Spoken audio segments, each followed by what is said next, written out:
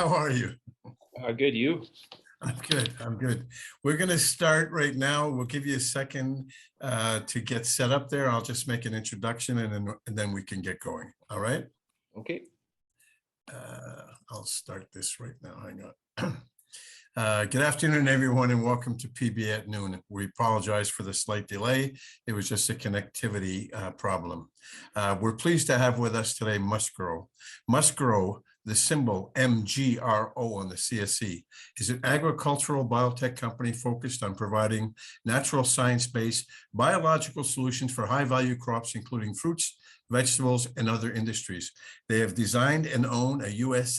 EPA-approved natural solution that use the mustard seed's natural defense mechanism to protect plants from pests and diseases. Over 110 independent tests have been completed, validating MustGrow's safe and effective signature products. With us today is Giasson, the president and CEO. And if you're ready, you can start whenever you wish. Thanks, Paul. I'll share my screen here. Yes, sir. And can you see it? Yep. Presentation. Okay, perfect. I think if you go to a whole screen and then you can take it from there. Thank you. Yeah, perfect. Well, thanks for the opportunity to present today. Before I begin, I'd like to draw your attention to our disclaimer. It's your typical forward-looking disclaimer, which can be read in detail on our website at mustgrow.ca. About our company, we're based in Saskatoon, Saskatchewan, and we're an ag biotech company with a natural organic technology platform that is highly efficacious at controlling diseases, pests, and weeds. The technology is a sustainable ag technology that has great potential to be disruptive and innovative to replace potential banned synthetic chemicals in the $65 billion global pesticide market. It's derived from two mustard seed extracts, one being AITC, allyl isothiocyanate, and the second one, which we came up with earlier this year, is thiocyanate. Now, thiocyanate has the herbicide control or the weed control to potentially replace Roundup or any type of weed killer. It's a natural product, again, from the mustard seed. And AITC, allyl isothiocyanate, is for the diseases and the pests. AITC specifically, there's literature out there that shows that it has positive soil health and ecological impact, which is very important for farmers to utilize a sustainable product. And it is highly efficacious. We've done over 110 independent studies, as Paul mentioned, that shows the efficacy of this technology, AITC, versus synthetic chemicals such as methyl bromide. Going head-to-head in field trials, we showed just as good results at controlling diseases or pests and also out yielding the methyl bromide. We own 100% of our patents. I should say there's one patent that we in-licensed from the University of Idaho for potato sprouting. That one there is a licensed patent, but other than that, we own 100% of the patents. And the interesting thing about our company, we are listed on the CSE under the ticker symbol MGRO, very tight capital structure. And I see that going forward because once we have our registrations in place, we've identified toll manufacturers that can produce initially, meaning that there will be no capital requirement initially to produce several million liters of product per year, which would be not dilutive to our shareholders. And just a couple of weeks ago, we announced that we closed a private placement of $7.1 million, which has provided some money into our company of about $9.8 million of cash on hand right now.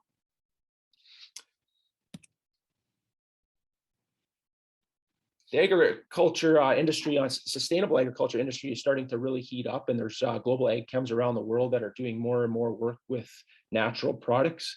We've recently announced a couple months ago a collaboration with Sumitomo Corporation to fund and drive field development and regulatory work in the Americas. They're a large corporation involved in a variety of different industries, including agriculture, and we're excited to work with them to utilize their R&D team, their regulatory team, to help push our product forward in not only the US, which is where we've been focused, but also in the Central America and South America. Next is BioAg, their division of Univar Solutions, and they're a large Western Canadian distributor of ag chem products and fertilizers to farmers here in Western Canada. And they deal a lot with the Canadian canola farmer and pulse growers out here in the West. And we're working with them now to utilize our technology on two very hard to kill diseases, one being clubroot affecting canola and the other one being Aphanomyces affecting pulse crops. We're currently in field trials with them. It's exciting to utilize a group such as Nexus BioAg that has the connections to the Canadian farmer for these particular crops. Our team, we've got a diverse team with a lot of different experiences. My background is agriculture. I have an MBA and an agriculture economics degree at the University of Saskatchewan.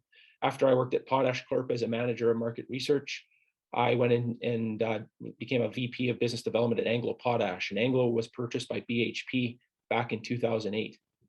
And since that time, I've been focused on being an entrepreneur and doing startups in the resource industry and in a variety of other industries. I was a co-founder and CEO of Rallimont Energy, which sold to Husky.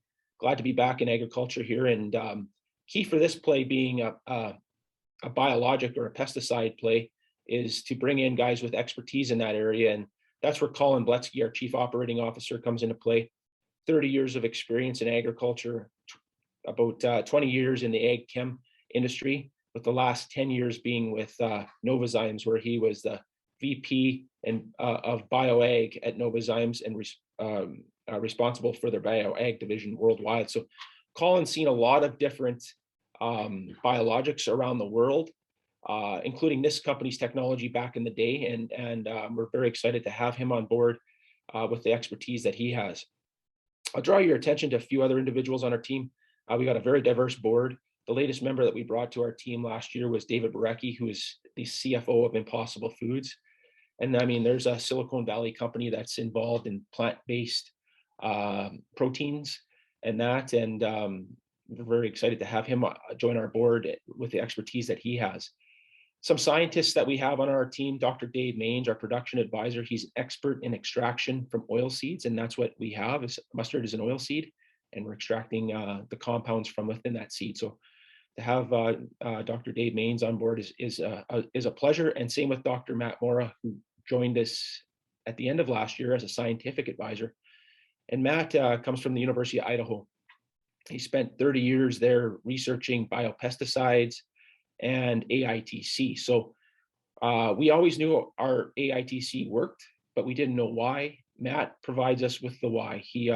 His knowledge of that particular molecule is probably the foremost expert in the world in terms of how it works and its mode of action. So we're excited to have these guys on our team. The market drivers, I mean, this is agriculture. Everybody eats. We all know the basic market drivers for agriculture companies: a growing population, a finite amount of arable land to grow food, and we're going to need to continue to grow more and more food to feed that growing population. I think the interesting thing about our company being in the pesticide industry is that, you know, the global pesticides, some of the harmful ones are being banned. So what are farmers going to use to protect their crops? Regulatory agencies are banning these chemicals, leaving limited alternatives. And what we're trying to do is to provide a natural organic technology to replace these synthetic chemicals that are being banned so that we can continue to grow healthy food and maximize yields for farmers. I mentioned at the start there that we have a positive in soil health and ecological impact. The technology has a very short half-life of about 24 hours, meaning it does its work and it's got zero residual after it's done. Some synthetic chemicals can persist in the soil for months and weeks, and that. So you know, to have a very short half-life is very, very important because it allows the positive soil microbiome to continue to build up, which is key for maximizing yield. In addition, we have a very low water solubility of almost zero, which means it has limited water runoff, or it won't end up in the rivers and streams and lakes, which is very important for the environment. So we're focused on 3 different areas with our technology. On the pre-plant soil biofumigant side, we want to treat the soil before the farmer comes and plants. The second part would be our new thiocyanate extract on the bioherbicide front to help treat weeds naturally. And then on the post-harvest food preservation side, many of the diseases that are in the field end up in the bin or the storage area, and we want to utilize our technology there as well to help preserve food, and that which needs to be stored for potentially up to 9 months or more. The difference between our technology and what the biologics that have been in the industry and the synthetic chemicals is what you can see there on the chart there in the bottom left. Biologics, they've been around for over 10 years. They're safe, they're natural, but one of the issues is that they haven't met performance expectations. They tend to be less effective than synthetic chemistries, which are very effective at what they do, but they can be harmful. For instance, glyphosate has been known to cause cancer. Same with methyl bromide or whatever, which has been banned. Methyl bromide has been banned. With our technology, the mustard extract, we kind of are in the middle. We are safe, we're natural, it's derived from food grade mustard. You eat it, but the compound is effective, and we've done many studies that shows that it's just as effective as the synthetic chemistry. So to be a natural organic product, it's kind of unheard of in the biological space. It's not only effective, but it's also flexible, meaning the technology, we've put it in liquid form, our most recent formulation, and it can be applied through drip line or spray, so farmers won't have to change their methods to utilize it, and so they'll be able to use the same systems that they're currently using. I mentioned it's safe, it's non-hazardous. In fact, the reaction doesn't happen until it's mixed in the tank and it's out in the field. So for worker safety, it's very safe to use. I mentioned it's organic and it's efficient. I mean, what we've done is taken what farmers have used for cover crops if they grow mustard, and we basically commercialized it in a bottle, and it's more efficient than a cover crop, meaning that the reaction happens at site where the disease or the pest is, and it doesn't necessarily dissipate into and doesn't happen when the disease and pest is not there. And it has great potential to be economic. The new liquid formulation that we have, we're seeing efficacy, 5 to 20 gallons per acre, and based on those rates, we have good chance to be economic compared to synthetic chemical pricing. Our technology, the AITC and the thiocyanate that are extracted from the mustard seed is truly a technology platform. There's a variety of different areas and crops that we can potentially use the technology in. What you see at the top here in gray would be for the pre-plant soil biofumigant side. Green would be the herbicide side for weed control, and on the bottom in blue would be the post-harvest side. So we've been doing a lot of work over the last several years in the fruit and veg industry, turf, ornamental tobacco industry. A lot of diseases and pests that we control there. Focus has mostly been in the US. Globally, that market is about a $1.3 billion market for fumigation sales globally. And in the US alone, that's about 45%.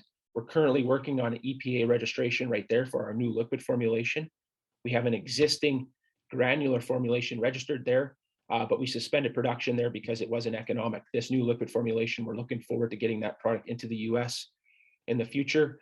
And we're working with Sumitomo, not only in the US, but in other countries such as Mexico and in South America for the fruit and veggie or the high value crop area. The next three crops, bananas, canolas, and pulses, they each have diseases that there has been no chemical has been able to control. We've shown very positive results of control in lab on all three of those crops, with canola and pulses in greenhouse as well on clubroot and Aphanomyces. If I start on the banana side, we're working now in Colombia on field trials. Hopefully we'll have results back in the next month or so for our treatment in field on this particular strain of Fusarium. Again, no chemical has been able to control that. And Colombia, for instance, has announced the state of emergency, because once you have that strain of Fusarium in your plantation, it's wiping out that plantation, and with no solution, and that particular strain of Fusarium is very easily spread. On the canola and pulse side, with clubroot, same thing here in Western Canada. Canola is it's probably the #1 cash crop. If you get clubroot in your soil, The farmer will not be able to grow canola there for upwards of 17 years. So to take away your number one cash crop could be quite devastating. The disease is very easily spread. Same with the Phenomyces here. Pulse growers, you don't want to get a Phenomyces on your land. And apparently there's countries in Europe that have a Phenomyces, and they can no longer grow pulse crops. So we're excited to be testing our technology there and be able to provide a solution, hopefully not only from a preventative point of view, but also potentially from a reclamation point of view, that if they do have that disease, that we can clean that soil and potentially get those acres back into production. On the bioherbicide front, again, thiocyanate is a new extract for us. It's very early stage. We're testing it in field. We need to make more of it, continue to reformulate that or continue to optimize that extraction. And we're testing it not only from the point of view of replacing synthetic chemical or replacing herbicides, but also potentially in utilizing them in together and decreasing the load in that of herbicides. So I think there's a great opportunity for this extract to be used for home and garden, and potentially also in areas where glyphosate has been banned. And there's countries around the world such as Mexico and Germany that have announced that glyphosate will be phased out by 2025. On the blue area, the post-herbicide, this is a new area for us. We're excited to be testing our technology. A lot of that, though, is going to be in the early stages of proof of concept and also development. But again, post-herbicide has similar problems to the pre-plant fumigant side, and we're excited to go and test in there in the very near future, starting this winter. I mentioned this was the top line, the Terra MG in the fruit and veggie industry. It's about a $1.3 billion industry, of which the US has 45%. If you look at the bottom part here of this chart, this is the conventional acres of actual acres in 2018. The US had about 10 million acres total. About 1 million acres were fumigated with these chemicals, and had about $469 million of fumigant chemical sales. Areas that weren't fumigated were buffer zones, which are about 5 to 20% of the fumigated acres, and the organic acres. To us, that's an open opportunity because there is no solution for those areas yet. So we look forward to penetrating those acres, which would be about 350,000 acres initially once we get a registered product. But in addition, we also want to penetrate the 469 million acres, or the million acres of fumigated land, and that's a snapshot of the market that we're going after initially in the US, but then we've got the rest of the world. The US, Mexico, South America, they're large fruit and vegetable growers, as well as Europe and Asia and the Middle East. So the global agriculture industry is massive, and we're excited to be providing a natural, sustainable solution. This is a snapshot of our company. Capital structure: 46 million shares outstanding, 54 million fully diluted.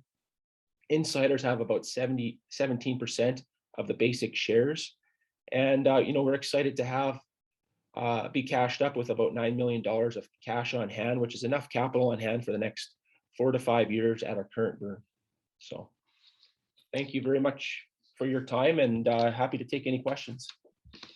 Hi, Corey. Thank you so much. We have quite a lot of questions for you. So, just because you were just on that slide to touch on it, are any of the outstanding warrants, are they in the money at this time? Yes. Yeah. So I'll just go back to that slide. So approximately 3 million of the warrants or so. Yeah. 3 million of the 4.7 million warrants, about 3 million to 3.5 million are well into the money at about 50 cents. And most when of do those they expire? Yeah, most of them are due by the end of the year. Okay. They're all due within the next year for sure. Okay, excellent. So let's get right into it. What is the typical timeline between early development and pre-launch? Yeah, so early development, I mean, if it could take it depends on the country and the jurisdiction. It typically takes a couple of years to do your M&A work, or so your R&D work, your early development work, and your field trials would take about 3 years or so. And then regulatory approval could take 2 to 3 years in some instances for a natural biologic, upwards of 5 to 7 years if it's a chemistry and all that kind of stuff. So it depends on the country. Europe takes definitely longer than North America, is what we've seen, and yeah, it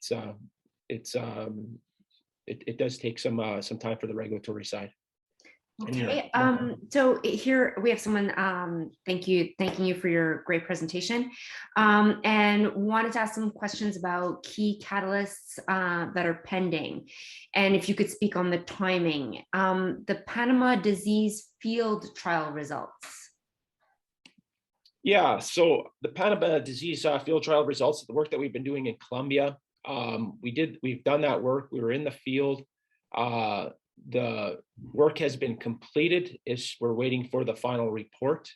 And as you can understand, there is a language barrier there. So we need to translate that final report and get it into English. And then hopefully within the next month, we have that report news release out on the results of that particular report. So was it just on bananas there? Sorry, your question? No, then they go on to canola pulse field trial results and pending partnerships with Univar. Yeah, so with Univar or Nexus BioAg. Yeah, so I mean, we're in the field here right now with canola and pulses. Those crops have been harvested, and that we're getting pretty close to winter out here in Saskatchewan. It's getting colder. One of the issues that we have had out here is that there has been a drought. So I'm not sure how much crop has been harvested, but once the crop has been harvested or the results have come in, they got to compile all the data, and then they've got to analyze it and put it into a report. So we're probably in the analyzing report phase right now. And I'm hoping sometime this winter, hopefully before Christmas, we have a report to us of the results of those trials. Okay, and then there's 3 more, bear with me. The EPA registration for Terra MG in the US timeline. Yeah, we've been working with the EPA on that here now for the last couple of years. It's been slower than what we've expected, obviously. They have slowed quite a bit down because of COVID. Yeah. They're all working from home as of all government agencies. And we're not the only ones seeing this slowdown. We've talked to other ag chems, something that was supposed to take 3 months is taking 18 months in that. So it's a slowdown across the industry. We continue to push that forward and work with other groups. We're excited to bring Sumitomo into the process here now and that. So, and not just with the EPA, but that's across, the Americas and basically all these areas of our technology pipeline, minus the canola and pulses, which we're working with Nexus here right now in Canada. Okay. So since you fully own the patent, will you produce the product? Will you be building a production factory? Where are you in that? Yeah, so we own the technology, we own the patent. I've identified, I mentioned at the start, we've identified toll manufacturers, a few different toll manufacturers that can produce product for us, several million liters of product per year. So initially, once we have a registered product or commercial product, we don't need to build a plant initially. We'll be able to obtain initial cash flow. And from there, we can look at building a plant or partnering with an ag chem in some sort of fashion to produce it for us, or take over the technology as a whole and run with it in that. So our goal is to continue to push this pipeline forward and find ways to get as much market penetration as we can. Okay, and so currently, who's doing your research to create new products? I'm assuming it's in-house. You guys have a team put together. Yes, exactly. Yeah, we've got the in-house expertise in terms of the extraction and then also the formulation. But we'll also be leaning on some of the partners that we've talked about, say Sumitomo. I mean, a lot of these groups, they have formulation experts and all that kind of stuff, and maybe some other ideas, and maybe we can potentially utilize our technology in combination with other technologies that are currently in the market. Yeah. So how large is your team now currently? Well, we got a very small team in-house, and that but we utilize a lot of external consultants and all that kind of stuff. So, there's 3 employees, but we need to run our company lean and mean, and that's important. Yeah, especially you mentioned, that 9 million cash is going to run you 4 or 5 years. So that is a lean operation. Yeah, and I will say too, with our collaborations that we have, it's Nexus that's putting money into the ground, or Sumitomo that's putting money into the ground, which is, so essentially it's more than 9 million in that, and we're able to leverage the work that they're doing. Phenomenal. What's the status? Well, I think you touched on this a little bit, but what's the status of the bioherbicide trials, and is Sumitomo involved in that process as well? Sumitomo will be brought into that process pretty soon. With the extract that we've made, we're currently in the field waiting on results of that. The issue is that we need to make more product, and part of that's going to be optimizing the formulation, trying to increase the concentration of the extract, not only for the thiocyanate, but also for the AITC. So if we can increase our concentrations, it's going to improve our margins even more. So we're working on that, and hopefully we'll have some results on that this coming winter. Can you touch on your margins? What do your margins look like now? Or what will they look like, let's say, when you guys are running a little bit more, less in the research and development phase? Yeah, so I mean, I guess on the, focusing mostly on the top line, the fruit and veggie industry, our margins can be quite competitive and strong versus synthetic chemical pricing in that. So okay. We don't give out hard numbers. They're confidential, but they're quite competitive. The synthetic chemicals, they can have margins as high as 90%. Wow. Or more. We're not at the 90%, but we're definitely higher than the 50%. So. And so, speaking of competition, is there who would you say that your competition is when we're not talking about the chemicals and the herbicides? When we're not, or sorry, I'm not, in terms of what competition? Just who would be your competition out there for what you're doing in the market? Yeah, I mean, it's the companies that are bringing products to the table here. So I mean, not just the table, that are at the table. So I mean, you're looking at the synthetic chemical products that are currently in the industry. I guess we've got a technology platform, so there's a variety of different competition. It's the chemicals that are being provided by the large ag chems of the world, and that we think that we'll be competing head to head in. But that being said, as I mentioned, organic acres don't have any products, and same with buffer zones. So there's areas where there is no competition in that. So. Okay, and what's the shelf life of your product, the 2 products? Well, we've got extract from years ago that is still efficacious, and we've formulated into the liquid product, and we're seeing 2 years plus right now. We're running it. Wow. It's got a very good shelf life. Yeah, and okay. That's significant because many biologics don't have a very long shelf life. No, that's great. So here I have a tough question, and do your best on this one. Can you lay out a path to revenue, and how would the platform be developed first, and geographical market? Maybe if you could just put some visibility on that. Well, I mean, okay, so it's a global market, but so I guess the path to revenue, probably the soonest to revenue for us would be the fruit and veggie industry in the US. That's where we've done most of the work. That's where we're currently working on a registration. So once we have a product registered, I've identified toll manufacturers that can produce product for us. So we want to get those contracts in place, hopefully within the next year or so, or sooner. Once we have those toll manufacturers in place to produce product, we'll be ready to hit the ground running. In terms of distributing that product down there, we've used distributors in the past to market product for us into the US. And, we'll be looking to work with Sumitomo to help us get product into the market. Now, the key with us, with Sumitomo, is that they have the R&D team, they have the regulatory team, and also the distribution team to help us get this technology commercialized. And that's just on the top line in the US. Now let's look at Mexico or the South America with Sumitomo, you know, and also the other areas of this product pipeline that we're working with them on. So. Okay, great. Paul, I think you probably have a question or two for Corey. Yeah, I got a couple.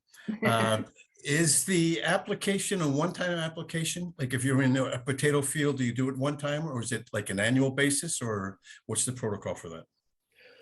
Yeah, I mean, definitely annual. I mean, one thing I know for sure is that diseases and weeds and pests, they come back every year. So it's kind of, you know, these products, you want them to do the work, allow the crop to get established so that it can maximize yield. So it only needs to be, you know, it only needs to work for or be successful for a couple of weeks or a month or so until it's got enough establishment to maximize yield. But the interesting thing about a natural product, unlike a chemistry, is that you could apply it more than once.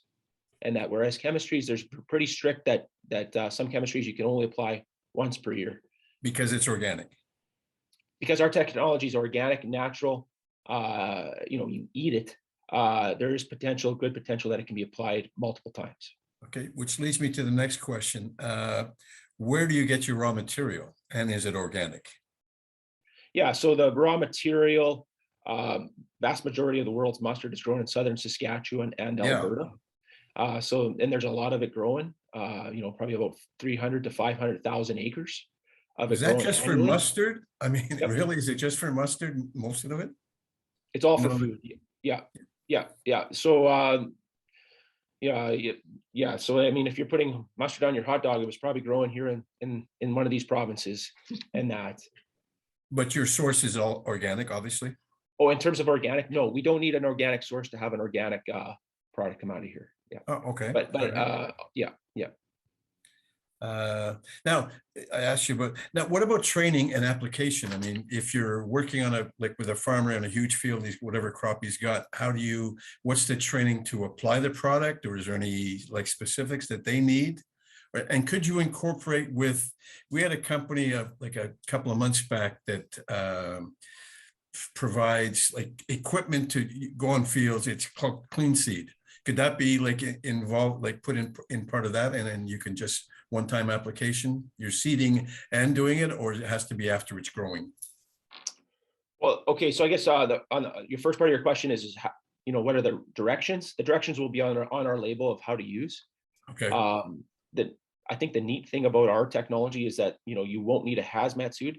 Some of the chemicals that are fumigants that are being applied in the fruit and vegetable industry, a farmer can't actually apply it. They have to hire an applicator to apply it, and that's actually more costly. You know, you potentially could spend another $1,000 an acre to hire somebody to apply it because they're such dangerous chemistries and that. So with us, you know, they'll be able to follow the label directions on how to use. In terms of applying it with other products, like I'm not familiar with the company that you mentioned. Okay, well, but you know, I guess my point is, you don't need anybody to train the farmer like how to do it. It's not that complicated. Not that complicated. I've done it in my yard, tested it on a little bit of land too, and it's easy to use. So that leads me to a question. Is this something that could then be available to the retail consumer? So I could walk into my local hardware store and pick up, you know, MustGrow and use it in my garden. Is that like I mean, that a possibility? There's that possibility, yes, for sure. And I mean, we're working on that aspect. That one thing that we do is that we want our technology to be easily adaptable to whatever farmer or home and garden user is using. So if you've got a sprayer that you used that you were putting Roundup in before, and Roundup's been banned, well, hopefully you can utilize our thiocyanate technology in liquid form and it be applied by the same sprayer. Wow, great. One last question for you, or maybe I got a couple. Are you FDA approved? Are you Health Canada approved? Are you European approved, or what's the status there? Yeah, so no FDA. So our approval that we have here currently would be EPA and PMRA here in Canada. So Pest Management Regulatory Agency in Canada, and EPA is in the US. So it's all on the environmental side. That was with our first generation technology, which was granular. So it was approved as a biopesticide. With this new liquid formulation, Terra MG, we're working on the EPA registration here right now. And so we're not approved anywhere else. Yeah. It's pre-revenue. Yeah. Corey, great story. Thanks for presenting today. Really much appreciated. Thanks to everyone who participated. If you have any further questions, you can send them to us, Sophie or I, or we can pass them on to Corey. Again, thanks very much. Great story. Yeah, thanks, Paul. Thanks, Sophie. Have a good day. All right, Thanks. take care, Bye-bye. everyone. Bye-bye.